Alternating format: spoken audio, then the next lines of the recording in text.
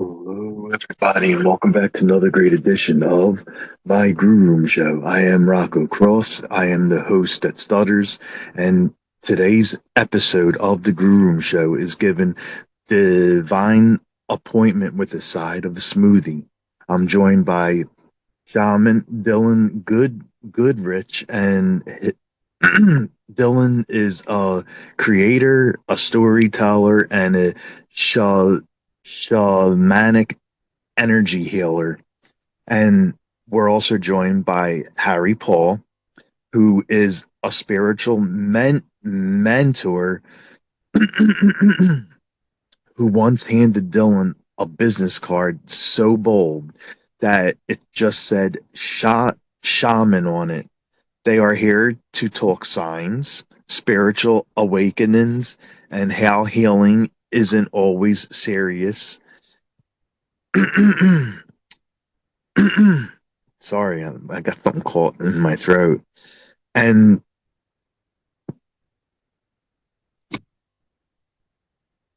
I am so sorry. I don't know why I got something caught in my throat. But yes, we are going to be joined by these two amazing men, and they're going to be talking all about signs, spiritual awakenings, and everything else. You're going to love this interview if you love auras and spiritual stuff. And this is going to be the interview for you. As I said, I am Rocco Cross. I am the host at Stutters. I am the host of the Groom Show. And my interview will be coming up very soon. This is my groom, and as always, my gruelings. Welcome to my nightmare. So stay tuned.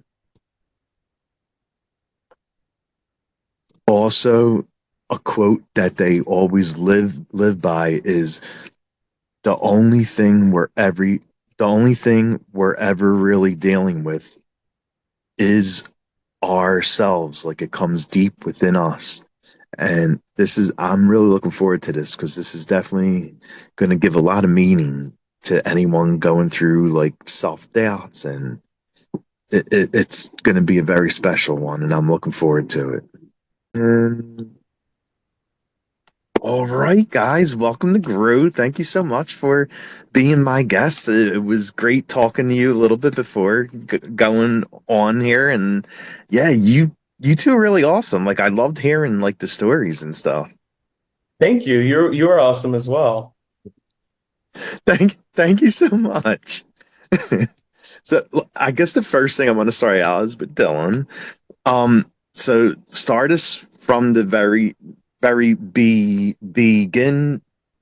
Like, what was going on before all of this happened? Sure. Yeah. So a lot of this fell into place and kind of came into fruition in the last 60 days. So about 60 days ago, I was in between lives, basically. I just quit my job I just quit my job and got an offer from the Creator Fund. So specifically, I got this weird notification on my phone, and it was from Meta, and it encouraged me to create content for new types of audiences. For a Wow. while, I didn't think it was anything legit. I didn't think it was real. But then I started getting these phone calls with the caller ID saying Meta, and I was like, what is this? So I clicked on the link, and it gave me more information about the program. And it was a 90-day program to post almost every single day for 30 days. So three different contracts that they were inviting me to this program for each 30 days. And I had to post every day for the course of 30 days, pretty much. So it offered me an upfront payment in order to kind of do that. And I saw it as an opportunity to document my life, grow my audience. And at the end of the day, it was a guaranteed payout. So regardless of how the content performed, they were going to give me a check. So I that kind of started coming into fruition while I was transitioning out of a job as a talent manager. I just Mhm. was exposed to how much what's possible when you're a creator. And I reevaluated things and was like, why am I not taking my own advice?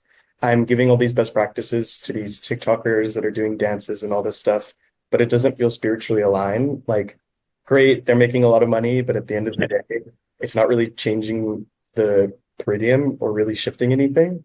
It's just kind of like senseless content that was already existing. So I was like, I really want to approach this in an authentic way. I have had a bunch of different experiences in my lifetime with spirituality. Up until this point, it hadn't been as deep as it started to become. But at Hmm. 16 years old, I became a yoga teacher and I've been practicing yoga almost every day. Since then, at this point, this is 8 years later, I'm 24 now. So that was my main connection to spirituality and my mind body connection. And then I started having these experiences. I was super close to moving to Austin, Texas for a salary job. I had a whole entire cross country drive mapped out, and I had originally planned to stop in Sedona. Nothing too crazy. It was just going to be a point on the way to Texas, driving my car from Los Angeles to Austin. And before that, I went to Austin with this salary job for South by Southwest to kind of scope it out and to just see how I enjoyed it. And then within like 48 hours of me being there, I'm randomly met four different healers while I was in Austin, Texas, not through events or for looking. I didn't really kind of seek any of it out. It just kept happening. One was at a sound healing, another person worked with plant medicine at this corporate dinner, and I was just randomly sat next to her.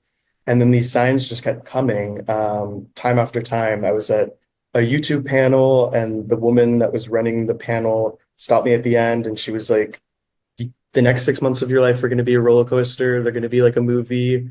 I had just met her, and within 5 minutes, she like had me in tears. So I was like, okay, these four different healers that I had met, they all called themselves shamans. There must be some sort of sign. I had never really worked with a shaman before. I didn't really know too much about what shamanism was, but I kind of put it on the back burner. And I kind of set out to the universe as an affirmation, if this is the route that's meant for me, send me a sign and send me a guide. And then I went on my flight back to Los Angeles. Um, while I was on the flight, that was when I really made the decision. I was like, this salary job is not for me.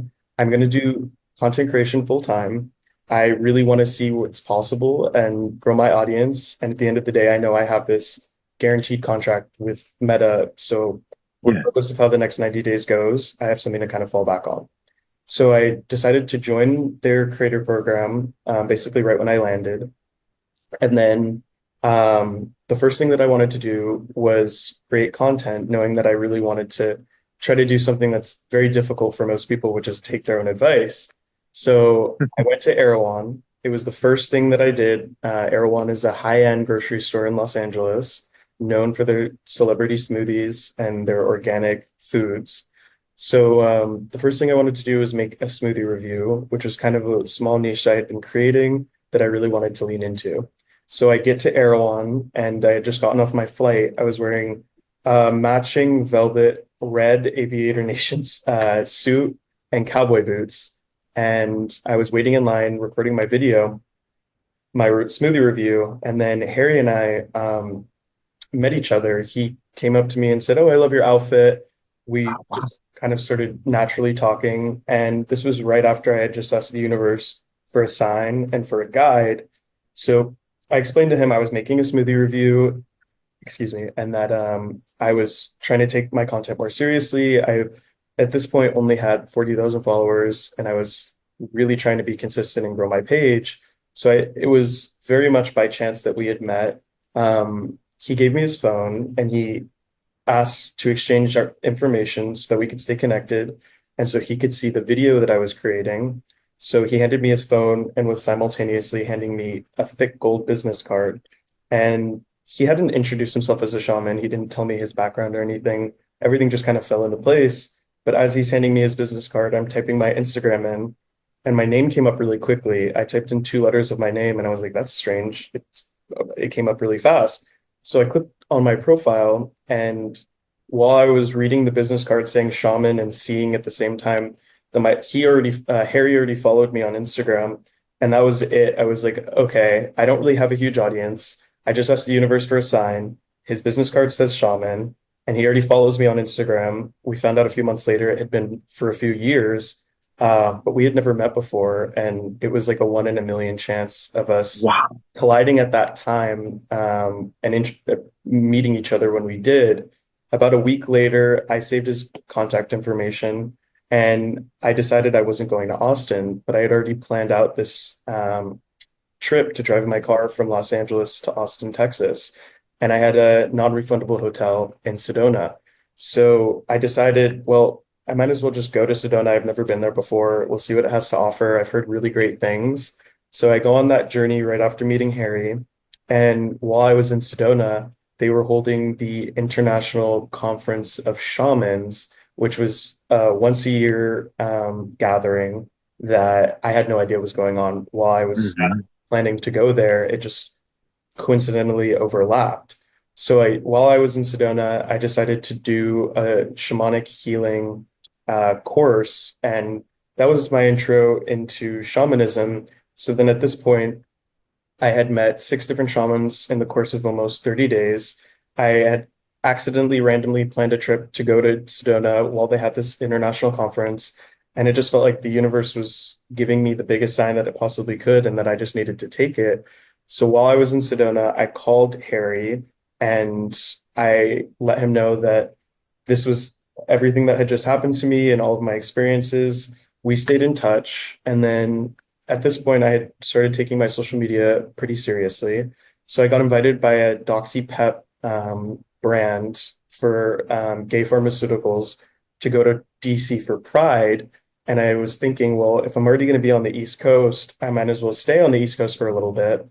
So I did New York for a week, I did DC for a week, and then I was like, well, I'll go to Miami on the way back because Harry kept me updated, but he was in a process of transitioning from Los Angeles to Miami. He was like, just Mhm. come see my place. You'll really enjoy Miami. I think you'll really like it. And I was like, I don't know, what is the worst that I have? So sure, like I'll go test things out. Maybe it's going to be in my head. I'm like, maybe it's going to be a little bit like Vegas. Maybe I'll like it. Maybe I won't. And I get here and I completely fell in love. And originally I had a plan to go to Kauai to help with a healing center and do like a live work exchange. And then the day that I found out that that fell through and that they basically sold the healing center and decided to not move forward with that project, Harry offered or asked me if I would like to be his apprentice. And I didn't tell him that what I was planning to originally do kind of fell through. So the timing of that, of us kind of deciding that I was going to be his apprentice and having spent a few days together, it was miraculous timing because I had gotten a call that Hawaii fell through. And then a few hours later, Harry and I talked about me joining him in Miami and then becoming his apprentice. So fast forward about a month, and now here we are. I just relocated to Miami, and we work together every day, and it's awesome. It's every day we ask ourselves, how can we have so much fun? How can this be? Yeah. How can, today be even better than yesterday? And yesterday was already amazing. So that's our little story, and it's my little dig. Wow, I mean, it actually sounds like a film. It definitely. Yeah, I mean, you could definitely make a film out of this, out of your life journey and how you two met and where you both are at now.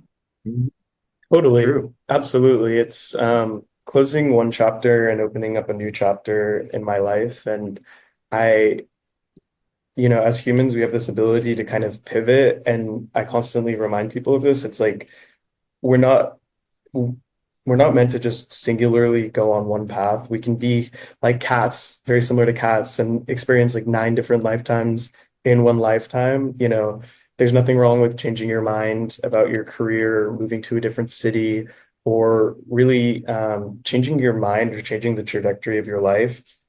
All that really matters is that you are happy, the other people in your life are happy, and that you aren't hurting anyone in the process. And, anything else is no harm, no foul. Yeah, definitely, definitely. And before we came on the live, like I was telling you about like the stuff you're wearing, like it looks awesome. Like well, the bee, and you got the rings, you got all the rings on the fingers, and how did that look come about? Like where'd you get everything at? This look just kind of started falling into place. Like, I love cohesiveness. I really enjoy when things are matching. So with my rings, it just started with silver, and then I kind of built upon it. So everything is 0.925 sterling silver, with the exception, I think, of these three rings. But the rest of them are kind of matching, and they have been a part of rings that I have worn probably for 5 or 6 years. And then I got gifted this matching bracelet that matches one of my rings, and this bracelet matches the rings as well. So over the years, people have kind of noticed that I've liked the sterling silver and have just kind of been thoughtful and super kind about that. So Nice. found me. I've always been somebody that wanted to wear rings, but then I just kind of started leaning into it. And then the rest Oh, of the story came. So these are tribal made.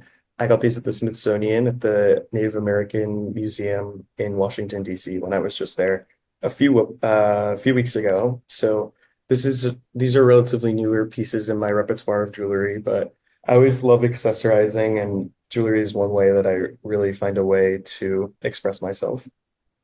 oh, wow. Okay. Yeah. Harry, I love your hat too. Like, does that keep out the sun? Because it's pretty hot in Florida. Yeah, it's a great shade. Well, I grew up in New Mexico on a ranch. So I grew up a cowboy, and we always Nice. had boots and hats, and it's kind of like a tradition, that I've just like you never found my dad or my brothers without a hat on. You weren't a cowboy if you didn't have a hat and your boots on. So, but this hat is made, excuse me, by a friend of mine. His name is Nick Fouquet, and he was a model surfer, and he's absolutely a great human. And he started making hats. Now he's become like so famous, and you can look him up, Nick Fouquet. And he has a shop in Venice, so he made this hat for me, and I have several of them. But I love hats. Yeah, I always wear hats. Nice, nice. So, can you tell me like a little bit more about like Sedona and like your time there and what led everything to going there? Sure. Yeah. So, Sedona was just a foreshadowing for the last experience that I've had, I think, for the last 30 days. So it really just created a foundation and led up to the connection between Harry and I. That gave me a tip of it was like the tip of the iceberg, just in terms of what healing is, and kind of even understanding that um, energetic healers have existed in almost every culture, and it really gave a lot of the foundational principles about explaining how medicine women and various energetic healers have always been a part of our culture prehistorically, but in the modern day, it's kind of one of those areas in the Western world that isn't as focused on. But shamans exist all throughout the world in tons of various cultures. And then it was an interesting foreshadow because I learned that it was a small piece of information, and then I met somebody that was the embodiment of that, because Harry has actually gone all throughout the world and studied with different medicine women, healers, Oh, um, wow. people that classify themselves broadly as healers, but some of which use the title shaman. So it gave me it exposed me to what the world was like, that there are good shamans, there are bad shamans, and it almost embodied the experiences that Harry ended up living. So while the course that I took was really great in terms of understanding the fundamentals and the basics, it's one of those things, and that Harry says this all the time, in life, you can't really think about it. You just kind of have to be about it. So, a lot of people experience this in school. They study and study and study, but until they get to the point of practical use, nothing really translates. And in the experiences that we've been having, we'll do breathwork ceremonies with other people. We'll go into homes and clear souls or clear negative energy or spirits. Oh, wow. The big ideas of what I was taught kind of in Sedona, I didn't really get to see play out, and haven't been able to see play out until I had this experience in person. So Sedona was a really great learning experience, but there's nothing that I can compare to like actually living it and being in the field, going to different houses, meeting different clients, and actually embodying the work instead of just talking about it or thinking about it. And every day is different. So Sedona is a very special place. It's very unique in the world because there's two major ley lines that Okay. that meet there. They converge. So it creates a vortex of energy. So it's a very powerful energy. And the colors are very vivid there. And the rocks that come up out of the earth, they're very red and they're striking. When you go there, you feel the energy, you feel the presence. And most people are not meant to live there. You're meant to visit. Oh, I've had healers that go there and they have lived there and their lives have become chaos. Um, really? yeah, so not everybody's meant to live there. Very few people are meant to live there. But when you go there, you definitely, as you wind down into that canyon, you really feel that energy. It's It's a powerful. powerful place to say Yeah. the least. Yes. It's almost hard to deny the feeling that you have, and it's not necessarily something that's all embodying, but you can just kind of feel it deep down. You're like, oh, the energy has changed, and it's not a bad thing, but it is, if you're going through a period of transformation, it can It be can be very healing. Can be totally. very healing. It can create some disturbance too. Oh. Oh wow. So does like do you have to have a certain mindset like going there? Like is that how it works, whether it's positive or negative? Well, I don't think people, I don't think there's really a formula that prepare people to go there unless you're really in the know or you know, Gotcha. I have a great friend. He does podcasts.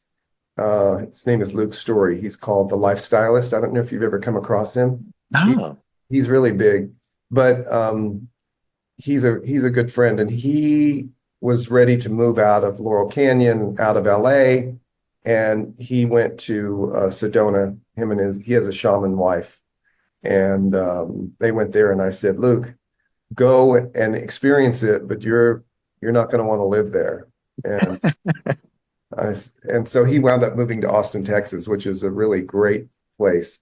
Great place for community, for healing. Yeah, lots of healing modalities there, and music and fun and food. And yeah, it's Austin's not like Texas.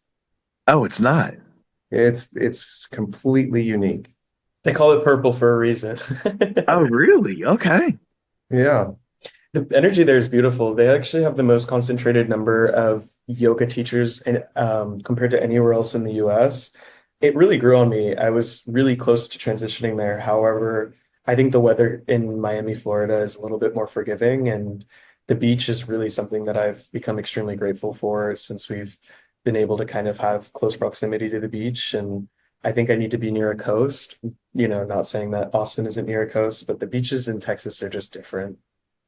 Oh, well, I mean, they say everything's bigger in Texas, right? Oh, Isn't that yeah. the saying? Oh yeah. Well, Texas is huge. Yes. Big hair, big diamonds, big everything. Uh, I'm pretty new to like I mean I've always heard about like healing, energy healing, and I know Re Reiki is like another form of healing too. Yeah. And can you both like explain more like what like healing, energy healing, and getting rid of negative energy and auras like what all of that means? Well, all healing is self-healing because in spirit, there's only one of us here. There's only you. So healing is taking a deep dive within and really noticing. It's noticing the first place that I really begin with someone is like, what's your deepest fear? Yeah, and we're safe to feel what we feel.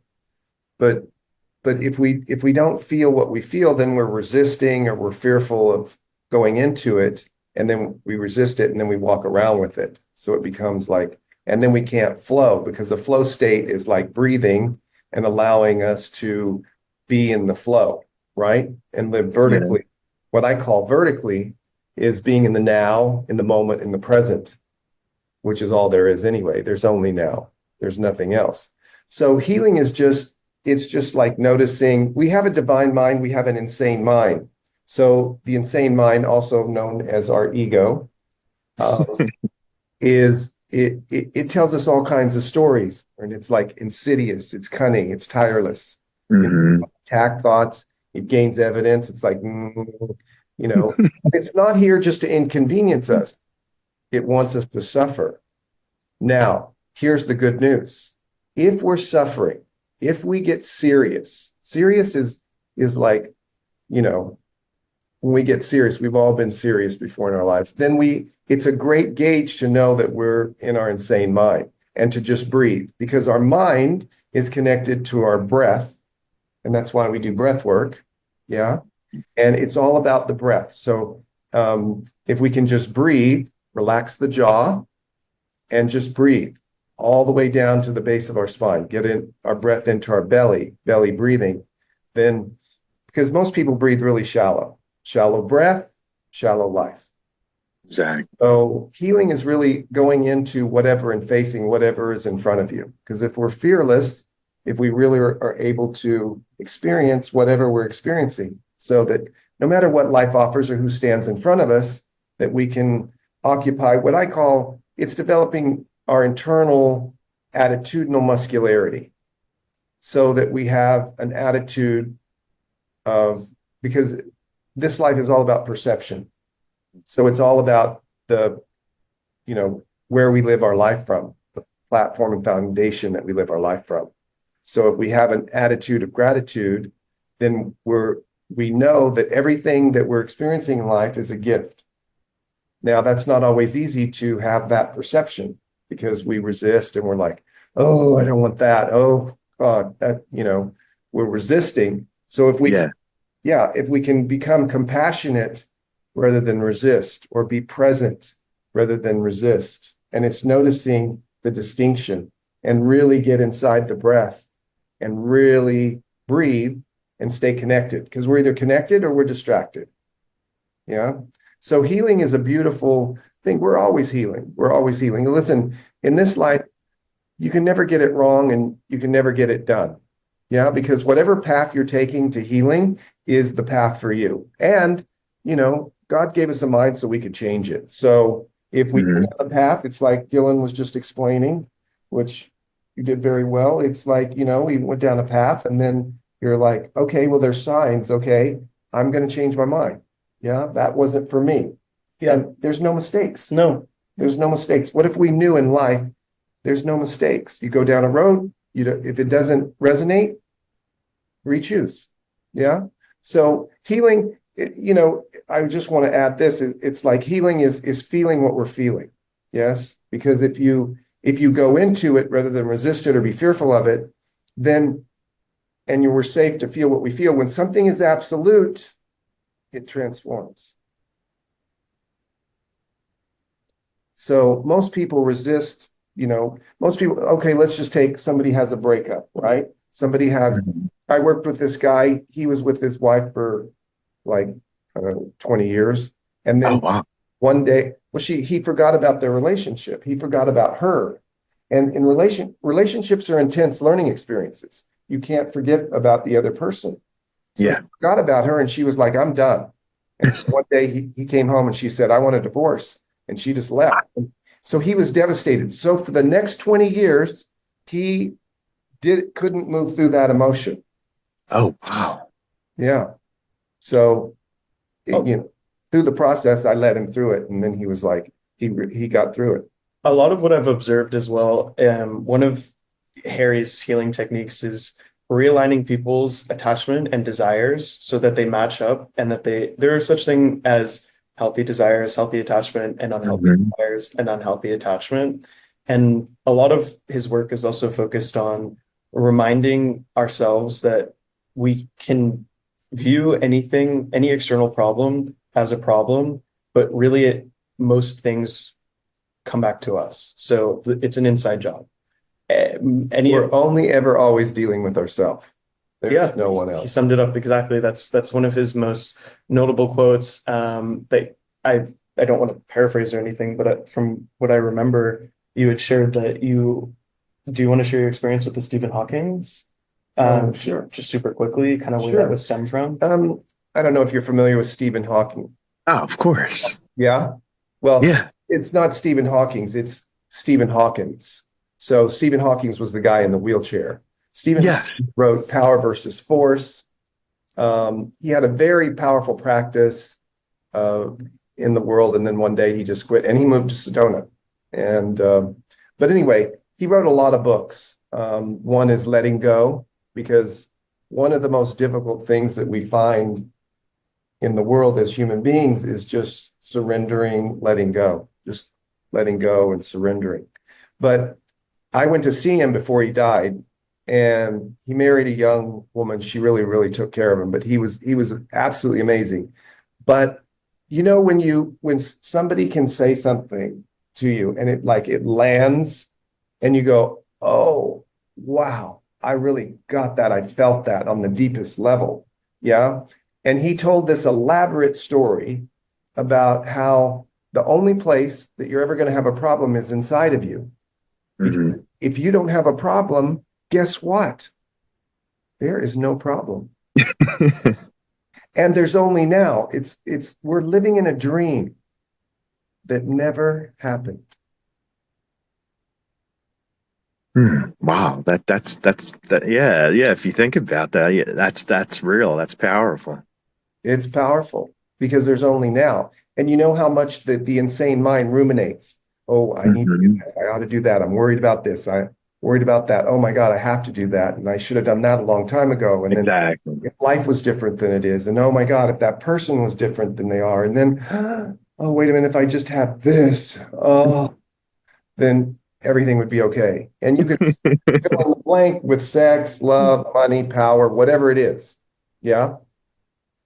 So, this is life. And when we accept it, and when we really, acceptance is the first tool.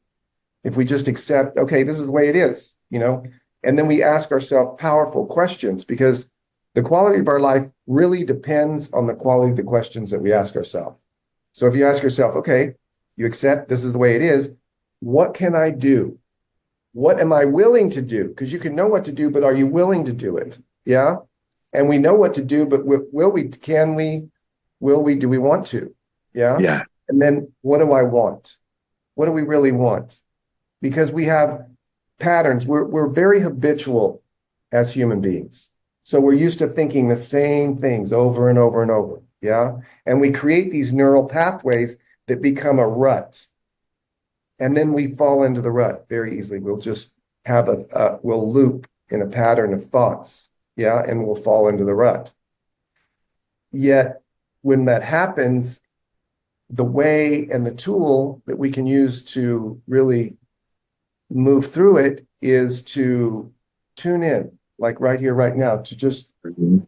pure awareness, pure presence, and tune in. Then we can witness and observe. Yes, we can be the observer observing, and we can notice if we have a program, if we have a habit, if we have, you know, things that don't serve us, old habits, old emotions, old patterns.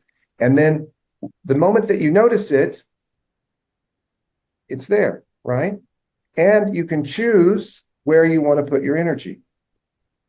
So if you choose a new thought, yes, then you create a new neural pathway. And if we keep doing that, we create a new neural pathway, a healthy one that's in alignment with being present.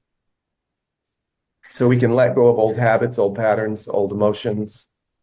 Because have you ever felt sadness and just Oh yeah, of course. and then you fall into then you have an emotion that or a thought that leads to an emotion, or emotion that leads to a thought, and then you fall into that sadness because we're telling ourselves a story that's sad. Yeah. And we're playing an old story. And it's just a story, it's just a thought.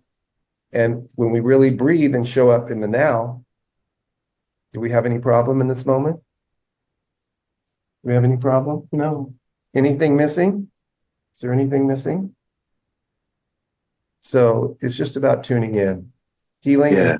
is being present. Wow. And Dylan, like Harry is very wise. He he definitely knows. I mean, just listening to him, he knows a lot. Like you know a lot. And how did you know like this is the guy that you wanted to guide your life to be your mentor? I think a lot of the times we're taught to live with our blinders on, and in life we think that things are coincidences, and we see things overlap or we see synchronicities, like I like to call them, and we just think, oh, that's something funny. But usually there's actually something deeper there. If you think that something is a sign, it usually is. And with this, it was really learning how to just trust my intuition and knowing that I put it out into the universe that I wanted a sign and a guide. And then I met Harry within 24 hours. That was enough. But then in becoming very close, we're basically like Mhm. best friends at this point. It's been an interesting experience because we have a lot of other commonalities. He's worked, some of his previous clients have had big presences in my life. Some of his close friends have also been close friends of mine, friends of friends. So we've had a lot of synchronicities and just a lot of different overlap, but from the beginning, us just meeting the way that we did and having such a an electric first conversation when I was looking for a sign and looking for a guide, that was enough for me to follow this path and to trust the sign. The second sign was that Hawaii literally fell through the day that he offered for me to be his apprentice, and that in itself is not something I can make up, and it's not something. It is something that I could look back on and be like, oh, that's a funny coincidence, but I also just I don't believe in coincidences. I don't think in this lifetime there are any coincidences. I think everything has a deeper purpose, and sometimes it's minuscule, and sometimes it's life changing. And this was a sign that was life changing for me, but I don't think that anything happens by accident, and that I think everything is happening exactly the way that it's supposed to. Manifestations can come to you really quickly, and they can also expire just as quickly. So you can manifest Oh, something that you think is meant for you, write it out, and then it has an expiration almost. It's a contract that ends, and then you grow from one season to another. But oh, just like friends or a job or a place, what you're experiencing right now today is exactly what's meant for you. And that doesn't mean that it's going to be what your reality is for the rest of your life, or it encompasses what your past is. But today, right now, we're exactly where we're supposed to be, interacting with all of the people that we're supposed to know. And I just trust that. I trust the universe. I think we all have a lot more in common than we like to believe.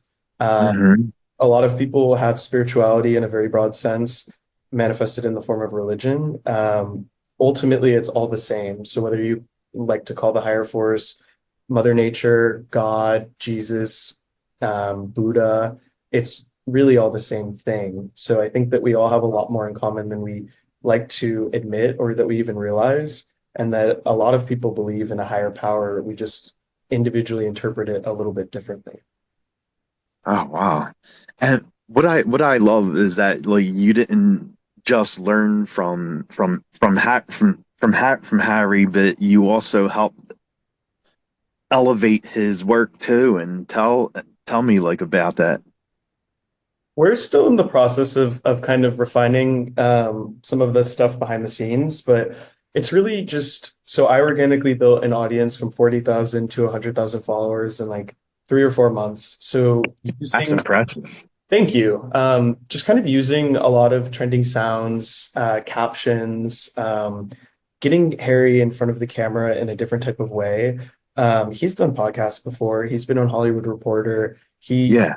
very legitimate, but we just want to refine his voice online. It's like anything in life, especially with the healing, the moment that you think that you're done is a really big red flag. So we're always constantly making improvements.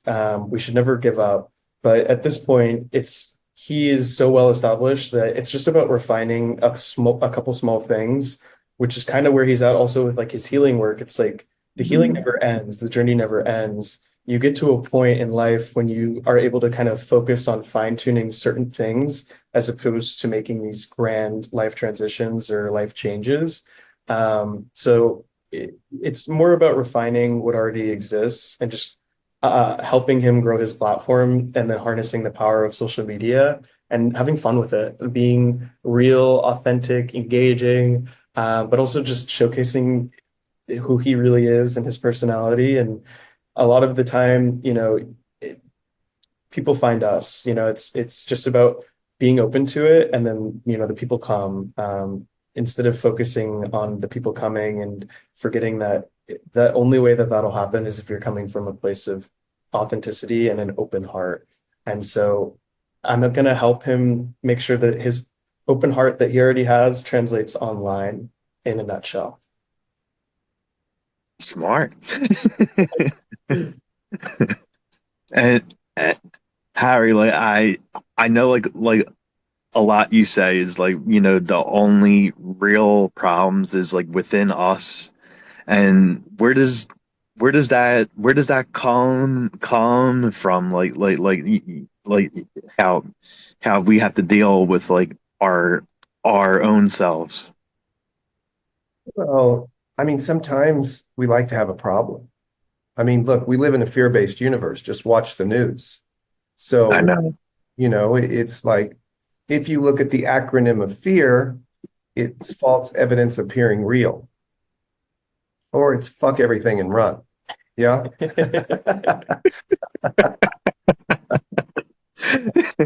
I think a lot of people go with that option. Well, yeah. I mean, avoidance. I mean, I feel like humanity avoids a lot of things because we're like too afraid. Well, I've worked with people that have been in true avoidance, like a death of a family member and or a loved one, and they've just not been able to deal with the grief or the sorrow or the sadness. And then it becomes gigantic. And rather than it's like putting your blinders on and going, oh no, I can't face that. No, no, no, that's too big. I worked with this one woman and she was really close to her nephew, her sister's son, and they listened to the surf report and they went surfing together and they were really good friends. And he had just got a new job and he was just engaged to be married. And she was the head nurse at this hospital. And they called her one day and said, can you come down to the emergency room? And she went down there, and he'd been in an accident, and he did not make it. And she was just devastated. And for 10 years, she got sent to me. So for 10 years, she was just not able to grieve. And, Mm, when we resist, listen, grieving, you don't want to miss the moment. If grieving is what's in front of you, you don't want to miss the moment. yeah. You don't want to stay there either. So she came to me and I led her through it. It was 5 hours of just like really holding her hand and allowing her to really feel what she was feeling and feeling safe around that. Just really feeling safe and going into the grief and the sorrow and the sadness and the pain and the suffering. And, I think we do a lot of things to resist, a lot of things to avoid. And avoidance is one of the most detrimental things because we must turn and face our shadow or face the darkness. And when we turn and face it, think of a dragon breathing fire at you, kind of like Games of Thrones, Game of Yeah. Thrones. I love those dragons, by the way. But, they can breathe fire and just like, destroy you. But we have this image in our head that we don't want to face things. But if we turn and just look at our shadow or look at the darkness, it's never as bad as we think it is. It's just never as bad. And then we can go into it and face it. Yeah. The void is really a soft and warm place if we really just go into it. Yeah. And Yeah. yeah. And then, we're exploring and we're we're incorporating parts of ourselves because listen, life's an inside job.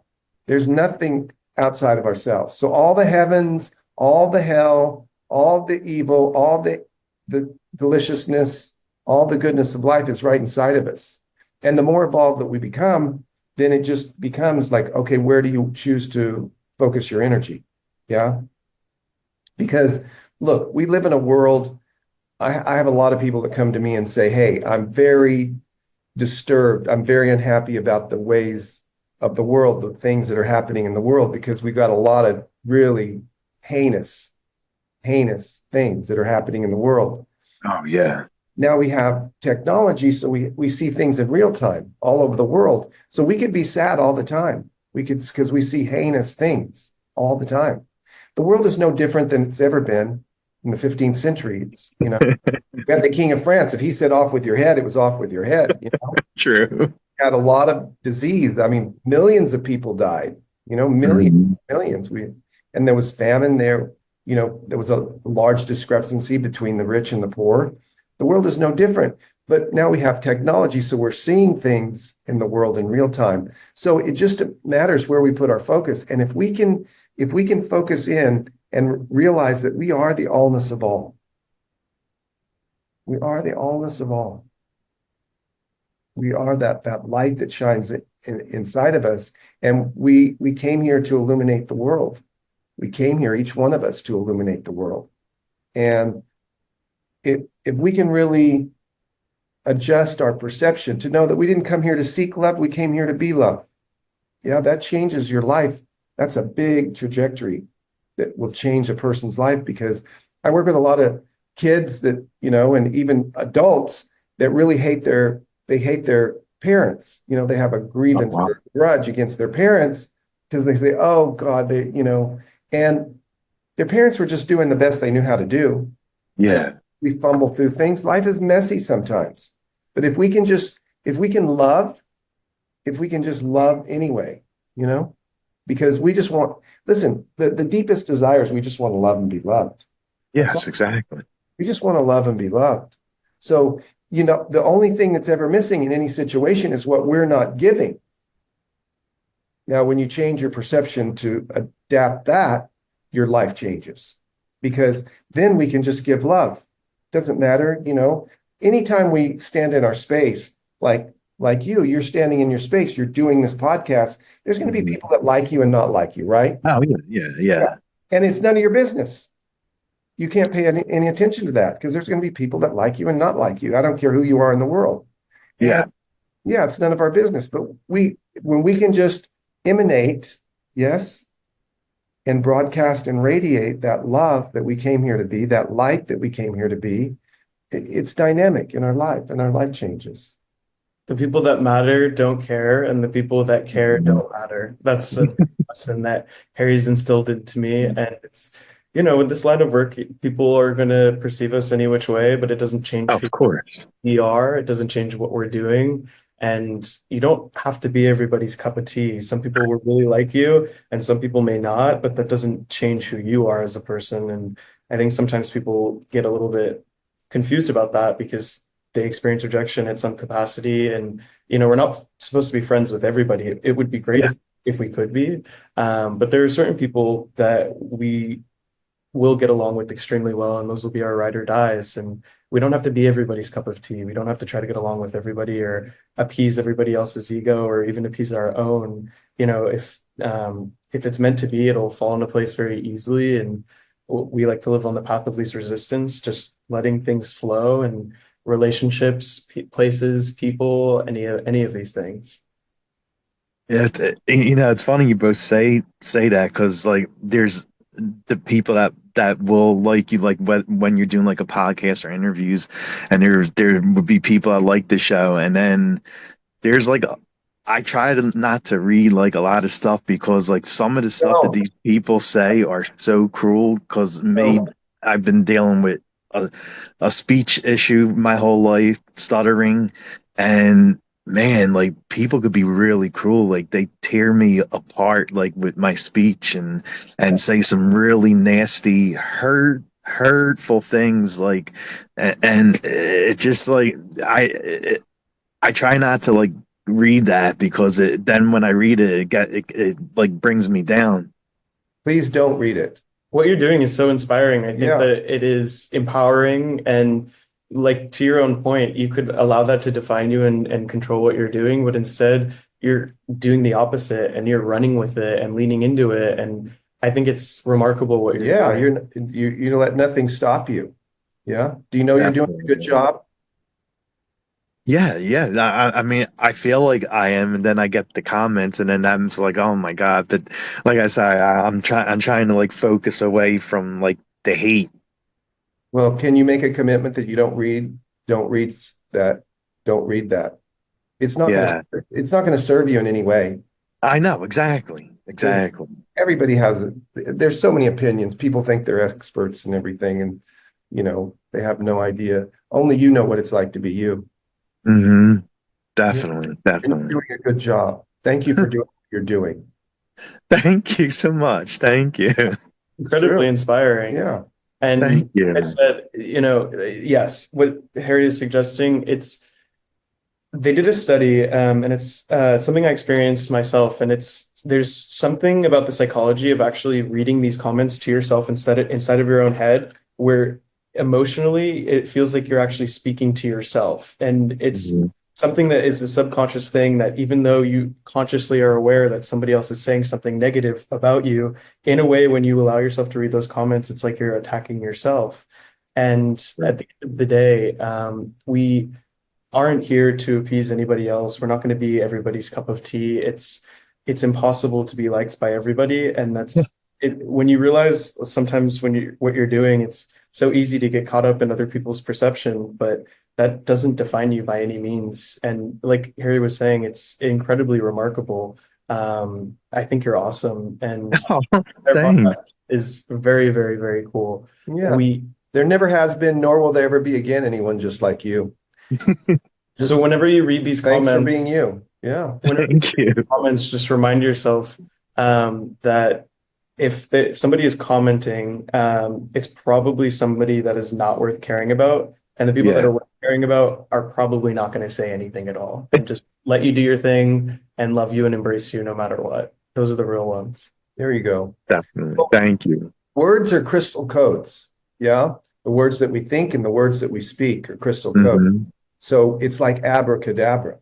Yeah, Yeah. Create as we speak as we create. So you don't want that going through your consciousness because where is it going to take you? You're doing a really good job. So thank you. Thank you. Thank you. And, and like, this year in 2025, like a lot of people have been saying this, like a lot of people have been saying like this hasn't been a good year. Like a lot of negativity is out there, and they're like whether it's deaths within your own family or negative stuff happening within your own family, all these stars are like passing away from Ozzy Osbourne to Hulk Hogan, and and Dylan knows like I had to postpone the interview a couple times because of negative things that were happening in my life. And like how do you like deal with, I mean, how do you get out of that feeling that like, oh my God, this is a horrible year for me. Like, is it ever gonna end? well, is that the truth? I mean, is this a horrible year or you're just experiencing life? Yeah. Mhm. And it's accepting how it is and notice your focus. It's always notice our focus because everything is a gift. Everything is a gift. It's all happening in absolute perfection. And if you keep yourself vertically, if you keep yourself in the now, in the moment, in the present, yeah, and notice, is there anything wrong in this moment? Otherwise, if you have those thoughts, oh my God, this is the worst year, what are you going to create? You're gonna create like a lot of net negativity like in your life. So tune in and notice it's like right here, right now. We have no problem. There's no problem unless we want to have a problem. Now, a lot of people like to have a problem. A lot of people, I have a friend, he wakes up in the morning and he's like, he's got a problem. Every morning he's got a problem. Yeah. And then we fall in love with having a problem because the insane mind tells us, oh my God, I can suffer. That gives me some sort of validity as a human being. I know this. It's familiar. It's real. I know this. Yes, it's real. And then, we're there and we don't know how to just like, we get into it and we don't know how to just like breathe and release all that and let it go. There's a great book called Existential Kink. It's by Karen Elliott. She's a PhD, and she talks about it's really, really valuable because she talks about that we're kinky. We're kinky. Oh, okay. Yeah, we fall in love with suffering, and Oh, we don't know who we are without suffering. yeah, true, true. Know who we are without suffering. So we suffer, and that becomes our identity. And people will make themselves sick to get attention because if you get sick, people don't know how to get attention. They want attention, they want love, and they'll create an illness. There was a rabbi who went to Michael Jackson was depressed, and he went to Mhm. Neverland, this rabbi, and he actually recorded 30 sessions with Michael. Oh, And wow. yeah, I was shocked, but Michael allowed him to do it. And after Michael died, he was on the Larry King live show. And, Michael said, look, I'm an entertainer because I want to be loved. Mhm. We get to notice, we get to ask ourselves powerful questions. Why did I incarnate here? Why did I come here? Yeah, It's a powerful question. Why it did I is. come here? Why did I come here? And we chose to come here because we've been plucked out of a sea of consciousness and like whoosh, we've been put in these bodies on this planet. And the odds that we're here are trillions to one. Trillions to one. There's only 8 billion people on this planet. It's not a lot when you really think about all of the world. Yeah. And there's some people that want to cull the people that are here. They think the population is too much. They want to, it's the whole pandemic, but that's a whole nother story. But anyway, Oh, I know. and so, we're here and it's a gift that we're here and we get to feel all the feelings that we feel, all the emotions we get. It's a gift to feel. And we can choose, happiness is the absence of looking for happiness. If you're looking for happiness, how can you be happy? Just, Right. we can decide in this moment to be happy for no reason. And it cost us nothing. Yes. Yes. It's a choice. Happiness is a choice. Anger is a choice. Sadness is a choice. And it's important to, experience these things so you have contrast, so you can enjoy the high and enjoy what the contrast feels like. And instead of just things being consistent and then going up or staying consistent, it's good to have these moments where we have lows and then we have highs because you can't Mhm. appreciate the high if it weren't for the low. But we have more power over our lives than we like to give ourselves. And our power is always in our reaction. And if you view life that way, you have control. You are the one in the driving seat in every situation. You're in the driver's seat. And the ego, you can't kill it, but you befriend it. And it ends up being on the side, kind of talking into your ear sometimes, but not being the driving force, the driver. And Yeah. I'm all about structure. So if we spend the first thing in the morning, we're coming out of Delta. We talked about the other night. We're coming out of Delta as brain waves. Yes. And if we spend just 5 minutes in the morning when we first wake up without grabbing our phone or going up, just jumping up and, running into our life, if we just spend 5 minutes just communing with the divine, call it source, call it, like you were saying earlier, whatever you want to call it, just communing with the divine, then it assures us that as we walk through the day, if we were to get triggered about something or get charged, that we can put Mhm. ourselves back. Yeah. And it's practicing being non-reactionary, because then we can be proactive rather than reactive about life. And it's developing that internal muscularity to just stay present. And we should be allowed to let somebody stand in front of us and have a strong emotion, to be angry and not get involved with it, because we'll take it inside of us and then we got a problem, right? But Yeah, definitely. person's allowed to be angry, have a strong emotion, but don't take it on. Or somebody will be angry with us and say, oh, you dumb shit, or call us, or be angry and at us, or people that we don't even know. And then we take it inside of us and we take it on. Yeah. Don't take things on. It has nothing to do with you. The evidence is their mouth is moving.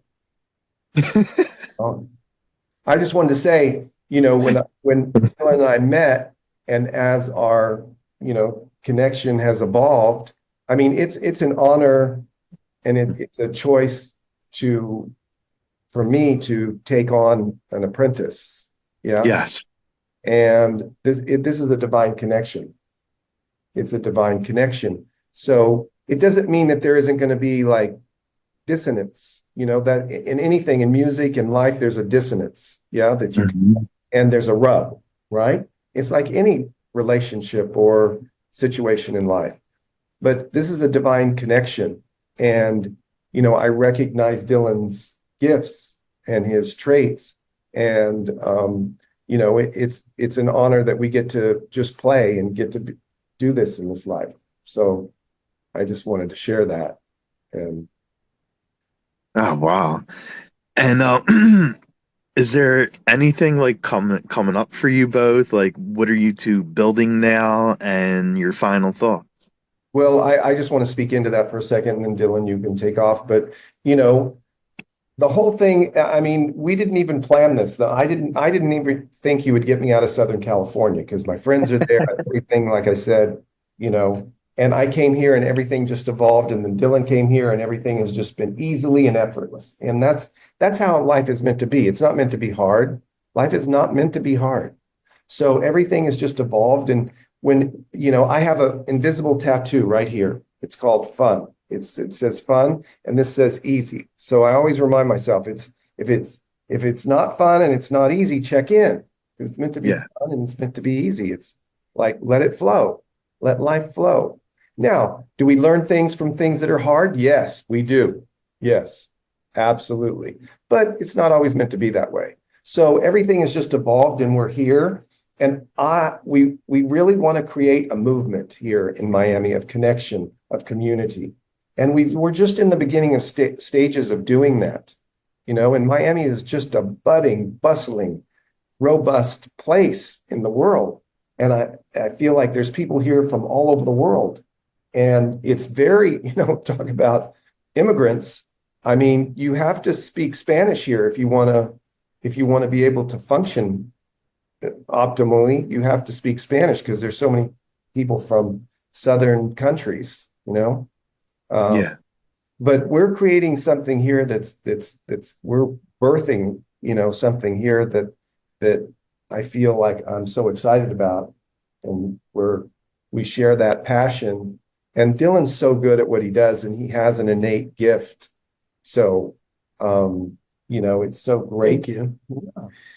We're going to be building community. It's funny, we've pretty much gotten to the end of this podcast, but we barely touched the surface about what the healing modalities look like. We're building a community, and this is going to be something that we do in-person workshops, whether it be somatic breathing or something like a new moon or a full moon ceremony at the beach. We're grateful in the area that we're located in Miami Beach specifically, where you don't need a permit to do group events at the beach. So that's a really big opportunity for us.